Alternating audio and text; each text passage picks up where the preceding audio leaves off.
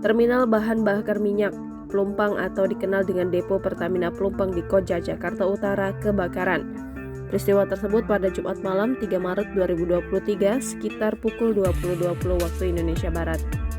Pertamina pun segera turun tangan bersama aparat terkait menangani peristiwa tersebut sekaligus mengusut tuntas penyebab kebakaran yang menelan korban jiwa 17 orang.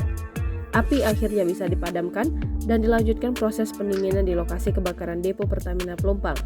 Sebagai informasi, mengutip situs resmi Pertamina, Terminal BBM Pelumpang masuk dalam daftar nominasi 7 Most Efficient Storage Terminal pada Global Tank Storage Award 2018. Menurut publikasi Global Tank Storage, Terminal BBM Pelumpang dinilai penting karena memasok sekitar 20% kebutuhan BBM harian di Indonesia atau sekitar 25% dari total kebutuhan SPBU Pertamina.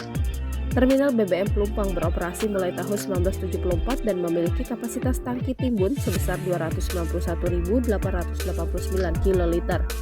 Terminal BBM Pelumpang menyalurkan produk dengan varian yang sangat lengkap, yaitu Premium, Biosolar, Dex, Dexlit, Pertamax, Pertalite, dan Pertamax Turbo melalui Terminal Automation System atau TAS berkelas dunia yang biasa disebut New Gen 3 System ke kompartemen 249 unit mobil tangki.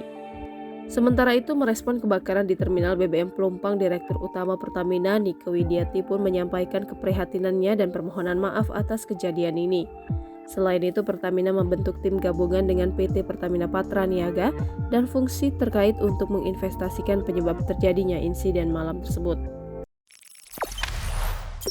Jangan lupa subscribe, share, komen, dan like ya!